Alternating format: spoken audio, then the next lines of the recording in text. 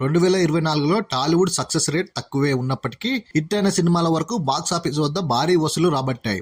కల్కి 2898 AD, Pushpa 2 the rule లాంటి తెలుగు చిత్రాలు 1000 కోట్ల క్లబ్ లో చేరగా దేవరా 1 మూవీ 500 కోట్లు అధిగమించింది. హనుమాన్ లాంటి మీడియం బడ్జెట్ మూవీ 300 కోట్లకు పైగా కలెక్షన్లు సాధించింది. అయితే తమిళ చిత్ర పరిశ్రమకి ఈ సంవత్సరం పెద్దగా కలిసి రాలేదనే చెప్పాలి. భారీ అంచనాలతో వచ్చిన స్టార్ హీరోల సినిమాలేవి ఆశించిన స్థాయిలో పెర్ఫామ్ చేయలేకపోయాయి.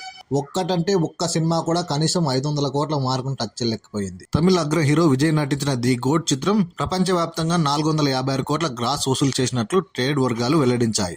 ఇక అమరాన్ సినిమాతో శివకార్తికేయన్ సంచలనం సృష్టించాడు. ఆయన నటించిన ఈ చిత్రం 340 కోట్లతో ఈ ఏడాది అత్యధిక గ్రాస్ రాబట్టిన రెండో తమిళ చిత్రంగా నిలిచింది. ఇక ఇండియన్ 2 మూవీ 150 కోట్లు, కంగువా చిత్రం 100 కోట్లు రాబట్టినప్పటికీ బడ్జెట్ తో పోల్చి చూస్తే ఇది రెండు భారీ డిజాస్టర్లనే చెప్పాలి. ఓవరాల్ గా బాక్స్ ఆఫీస్ కలెక్షన్ల ఆధారంగా 2024లో కోలీవుడ్ లో విజయ్ అగ్రస్థానంలో ఉన్నారు. శివకార్తికేయన్ ఈ ఏడాది రజనీకాంత్ ను మించిపోయాడు. బిగ్ లీగ్ లోకి ప్రవేశించాడు.